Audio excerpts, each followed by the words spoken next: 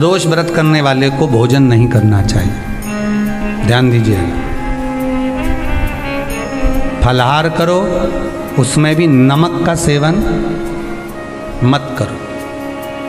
प्रदोष व्रत में नमक का सेवन वर्जित होता है। कारण क्या कारण होता है? उसका एक कारण माना गया नमक की वर्जितता। जिस समय पर एक नगर में एक ब्राह्मणी रहती थी, बहुत भाव से सुनिएगा, प्रदोष व्रत नमक को त्यागने का भाव। प्रदोष व्रत की किताब में भी मिल जाएगा आपको, आप पढ़ेंगे तो सुना होगा आपने। एक ब्राह्मणी रहती थी एक नगर में, उसका पति नहीं था। छोटा सा बालक एक साथ में रहता, छोटा सा बालक। अब ब्राह्मण के घर की धर्म पत्नी है। ब्राह्मण कर्मकांड करने वाला, पूजन करने वाला, पाठ करने वाला, अनुष्ठान करने वाला, पूजन करने वाला, मंत्र जाप करने वाला, भगवत भक्ति में डूबने वाला। ब्राह्मण तो चले गया, ब्राह्मणी बच्चे के साथ रह रही। क्या करे वो? अकेली निवास कर रही, अकेली रह रही है। और ब्राह्मणी बच्चे के साथ भ्रमण करती रहती, घूमती, कहीं कहीं दर दर जाकर कुछ भिक्षा को मांग कर लेकर आ जाती। और भिक्षा लाने के बाद में उस भिक्षा को जब लेकर आती तो अपने बच्चे को भी खिलाती और स्वयं भी उसका पान करती। एक दिन ब्राह्मणी भ्रमण करते करते प्रदोष काल के समय पर शिव मंदिर में प्रवेश करी। प्रदोष काल के समय पर, और शंकर मंदिर में जब प्रवेश करा, प्रदोष काल किसको कहते हैं? सूर्य अस्त हो रहा हो, रात्रि प्रवेश कर रही हो, दोनों का जब मिलन हो रहा हो वो प्रदोष काल कहलाता है। दोनों का जब मिलन हो रहा, सूर्यास्त हो रहा हो, रात्रि अपना चरण बढ़ाने के लिए आगे बढ़ रही हो और दोनों का जब मिलन हो रहा है, वो प्रदोष काल है, वो प्रदोष का समय है। ब्राह्मणी मंदिर में प्रवेश कर रही। जब ब्राह्मणी मंदिर में प्रवेश करी, मंदिर के अंदर पहुंची, प्रदोष काल का समय था, प्रदोष का समय चल रहा था। और प्रदोष काल के उस समय में, प्रदोष काल के उस समय में जब ब्राह्मणी ने देखा कि कोई भगवान की भक्ति में लगा हुआ है, भगवान के रस तत्व में डूबा हुआ है। आज ब्राह्मणी के पास में कुछ पदार्थ नहीं है, अपने बच्चे का पेट भरने के लिए कोई सामग्री नहीं है, और कुछ आस लेके वो प्रवेश करी है, कुछ आस लेकर वो अंदर प्रवेश कर जाती है। कोई ऋषि की पत्नी, कोई ब्राह्मण जन की अर्धांगिनी उस प्रदोष के समय पर शंकर का अभिषेक पूजन कर रही थी, भगवान शिव की आराधना कर रही थी, भगवान की भक्ति में डूबी हुई थी। जब भगवान शिव की आराधना में डूबी हुई है, आराधना कर रही है, ये कुछ पाने के लिए चली गई, ये कुछ पाने के लिए गई। और इसके मन में आया कि मैं कुछ, मुझे भोजन का कोई पदार्थ मिल जावे, मुझे कुछ भोजन मिल जावे, और जब मुझे भोजन मिल जाएगा तब मैं जो पाऊंगी अपने बच्चे को भी पाऊंगी। पर जिस मंदिर में वो प्रवेश करी थी, जहाँ पर नारी पूजन कर रही थी शंकर की प्रदोष काल में, वहाँ पर पड़ी हुई कुछ वस्तु को इस ब्राह्मणी ने मांग लिया। मेरे बालक को बहुत भूख लगी है, मेरा बच्चा बड़ा भूखा है, इसके भोजन के लिए थोड़ी सी सामग्री दे दीजिए, इसके भोजन के लिए थोड़ा सा कुछ रस तत्व दे दीजिए। उसने उठाया थोड़ा सा पदार्थ, कुछ जो उसके पास में था वो दिया। जब दिया तो देने के बाद जब उसे प्राप्त हुआ, और होने के बाद में जब वो मिल गया उसको, तो उसने उस समय पर उस पदार्थ को जैसे ही मुख में लिया, लेते ही कहा, इसमें तो स्वाद नहीं है, इसमें स्वाद नहीं है। उस ब्राह्मणी ने बड़ा सुंदर एक संवाद कहा। घर का जो बड़ा होता है ना, घर का जो बड़े होता है, घर का बुजुर्ग जो होता है, घर का जो प्रथम स्थल प्राप्त करने वाला, मेन कुर्सी पर, अच्छी जगह पर जो बैठने वाला होता है ना, ब्राह्मणी कहती है वो कभी किसी वस्तु में ऐब नहीं देखता, मिनक नहीं निकालता। समाज के अन्नकूट होते हैं, समाज के जब अन्नकूट होते हैं महाराज, समाज के जब अन्नकूट होते हैं, बड़े बड़ी समाजों में जब कार्तिक महीने में अन्नकूट महोत्सव होते हैं, बहुत सारा प्रसाद बनता है। जो बुजुर्ग होते हैं ना, बड़े समझदार लोग होते हैं ना, तो अन्नकूट की जब प्रसाद खाने बैठते हैं ना, उसमें नमक नहीं भी होता ना तो नहीं बोलते कि इसमें नमक नहीं है।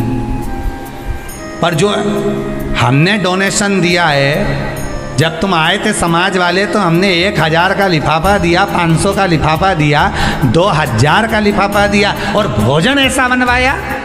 एक व्यक्ति वो जो खाकर चुपचाप चले गया और एक व्यक्ति वो जिसने प्रसाद पर उंगली उठाई। इन दोनों को अन्नकूट की तारीख पे इनका नाम लिख लो और अगला अन्नकूट आए तब दोनों की दशा देखना। एक जो चुपचाप खाकर चले गया, भगवान के प्रसाद को प्रसाद मानकर, प्रभु का दर्शन मानकर लेकर चले गया, वो उन्नति की सीढ़ी पर चढ़ता चले गया। और जो मिनक निकालता रहा वो साल भर खटर पटर की जिंदगी जीता रहा। भगवान के प्रसाद में कभी भी ध्यान रखिएगा, भगवान के प्रसाद के अंतर्गत स्वाद की कोई मूलता नहीं होती। भगवान का प्रसाद स्वयं स्वाद है।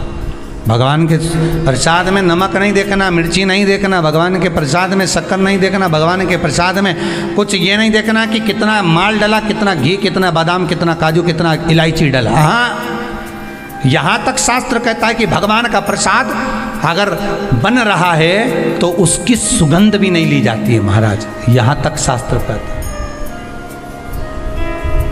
जब तक भगवान उसको पानी लें तब तक उसका सुगंध भी नहीं ली जाती। और कई कई जगह तो भगवान को प्रसाद अगर सूखा सामान हाथ में आ गया, इलायची कैसी है, मंदिर के अंदर जाने वाली है भगवान को डलने के लिए, लाओ यार किसकी दुकान से आई इलायची बताओ, इलायची तो 25 बार सूंघा, हाँ हाँ अच्छी है, अब सूंघ लिया तो भगवान इसको स्वीकार करेगा क्या? अरे जम के तो बोलो। एक फूल तुमने बगीचे से तोड़ा और सोचा इसमें पहले मैं सूंघ लेती हूँ, इसमें स्वाद है कि नहीं, इस फूल में गंध है कि नहीं, इसमें सुगंध है कि नहीं, और फूल सूंघ लिया, उसके बाद तुम भगवान को देखो, भगवान स्वीकार करेगा नहीं। कई कई घरों में तो हंडी से दाल चलाती जाए ने हाथ में डाल के। महाराज ब्राह्मणी ने जैसी मुख में लिया थूक दिया। ये श्रेष्ठ नहीं है। जो ऋषि की पत्नी अंदर पूजन कर रही थी प्रदोष काल में, उसने कह दिया आपका चेहरा बता रहा है कि आप ब्राह्मण की धर्म पत्नी, पर आज आप दर दर जाकर अगर भिक्षा मांग रही हो, दर दर जाकर अगर भीख मांग रही हो, दर दर जाकर भिक्षा को मांग रही हो, तो इसमें आपके पति का दोष नहीं है, दोष आपका है। क्योंकि आप भगवान के प्रसाद में भी जो स्वाद देखी थी ना, ये आपका एक जन्म का नहीं है, ये ना जाने कितने जन्म का है। ब्राह्मणी के मस्तिष्क में बैठ गया, ब्राह्मणी के उस पुकाना वो बक्कल में नहीं अक्कल में बैठ गया कि ये स्वाद नहीं देखना। इसलिए प्रदोष व्रत के अंतर्गत ब्राह्मणी ने उस दिन से विचार कर लिया कि जैसे आप पूजन कर रही हो, जैसे आप अर्चना कर रही हो, जैसे आप आराधना कर रही हो, ऐसी आराधना, ऐसी पूजन, ऐसी भक्ति मैं भी करूँगी, ऐसी आराधना मैं भी करूँगी। अब मैं स्वाद नहीं देखूंगी। तो प्रदोष व्रत करने वाले को ध्यान रखना चाहिए कि नमक का सेवन ना करे, भोजन ना करे, फलाहार करिए, फल का आहार करिए, प्रयास करिए। और यदि आपने व्रत का ले लिया भोजन का कि हम तो एक टाइम फलाहार करेंगे, एक टाइम भोजन करेंगे, ऐसा भी कई लोग प्रदोष ले लेते हैं, तो वो बात आपकी है, आप तक रखो, ठीक है, अपने मन तक। ठीक है, बाबा आपकी मनोकामना पूर्ण करे, वो भी भाव। अरे भगवान को धन्यवाद दो कभी कभी कि तूने अच्छे घर में पैदा किया, अच्छा परिवार दिया, अच्छा पति दिया, अच्छी पत्नी दी, अच्छे बच्चे दिए, अच्छा कुटुंब दिया, घर दिया, दुकान दी, जमीन जायदाद दी, शरीर अच्छा दिया, हाथ पैर आँख नाक मुंह सब बढ़िया दिया, एक के भी निपटा के नहीं भेजा तूने। मान लो एक आध निपटा के भेज देता तो क्या झगड़ा करने ऊपर जाते? एक ही कान देता और एक गायब कर देता तो यहाँ से चिपका देता, क्या कर लेते? हाथ एक देता और एक गायब कर देता। तो क्या झगड़ा करने जाते हैं ऊपर कि मुझे ऐसा शरीर दिया? नहीं, भगवान को धन्यवाद देना कि मुझे अच्छे घर में पैदा करा, कटोरा लेके वहाँ चौराहे पे नहीं बिठाया।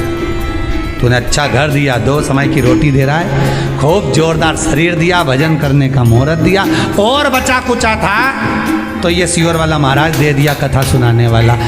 शाम के समय पर प्रदोष काल में बेलपत्री के पेड़ के नीचे, चाहे शंकर के मंदिर के दरवाजे पर या शिव मंदिर में, अगर आप प्रदोष के दिन दिया लगाते हो, सोमवार के दिन दिया लगाते हो, तो ऐसा कोई व्यक्ति नहीं जिसको मेरे देव अधिदेव महादेव मेरा विश्वनाथ भंडार नहीं भरता हो, खाली नहीं छोड़ेगा, दे देगा, भंडार भर देगा, कमी तो नहीं रख सकता, ये पक्का। पर तुम करना ही नहीं चाह, 2-4 सोमवार करो और उसके बाद के तो महाराज जी हमने तो करा था, हमको तो मिला ही नहीं। 2-1 प्रदोष करा तुमने, अरे 1 साल करो, सारे दर बदर भी तो अपन ठोकर खा कर आए, इतना साल निकाला अपन ने, और 6 महीना 3 महीना 4 महीना भगवान से निवेदन तो करो, दिल से कहो तो सरी, नी भंडार भरे तो बात दूसरी, एक बार बोलो तो। पर जगत के लोगों के सामने जाकर मत कहना तो देव अधिदेव महादेव से कहना। प्रदोष व्रत करने वाले को प्रदोष के दिन प्रयास करना चाहिए कि रात्रि के समय पर आधा घंटा, 10 मिनट, 20 मिनट जागरण करे। जागरण मतलब थोड़ा भगवान का भजन कर ले। भले 4-5 माताएं इकट्ठी नहीं हो तो अपन अकेले ही कर लो। अपन अकेले कम है क्या भाई? अपन कम पड़े, आराधना अकेले भी करो, जागरण करो। जब आपकी 11 प्रदोष हो जाए, 26 प्रदोष हो जाए, तब उद्यापन करो। उद्यापन 2 ब्राह्मणों को जोड़े से बुलाओ, ब्राह्मणों को जोड़े से बुलाकर उनके चरणों की पूजन कर कर, आराधना कर कर, सुंदर मंडप तैयार कर कर भगवान का, उसमें सुंदर रंगोली डालकर, मंडल बनवाकर पूजन करो शंकर भगवान की प्रदोष का।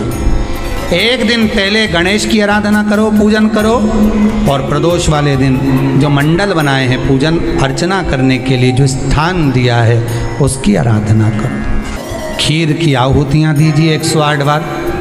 जो ब्राह्मण आए उनके माध्यम से मंत्रों द्वारा पूजन कराकर खीर की आहुतियाँ दीजिए शिव नाम। महाराज फिर ब्राह्मणों को जोड़े से भोजन कराकर, चरणों को नमन कर कर, दक्षिणा प्रदान कर कर, निवेदन कर कर ब्राह्मणों से कहें, हे ब्राह्मण देवता, आप हमें आशीर्वाद प्रदान करें कि जिस प्रदोष का हमने व्रत किया है उस व्रत का पुण्य फल हमें प्राप्त हो। ऐसा ब्राह्मण चरण को नमन कर कर, प्रणाम कर कर उनसे अपने मस्तक पर अक्षत छुड़वाएं।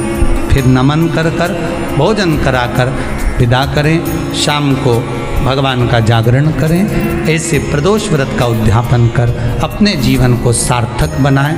ऐसा सुंदर प्रदोष व्रत का व्याख्यान वर्णन स्कंद पुराण में करा गया। वही स्कंद पुराण का प्रदोष व्रत का वर्णन आपको शिव महापुराण के इस सुंदर संवाद में किया गया।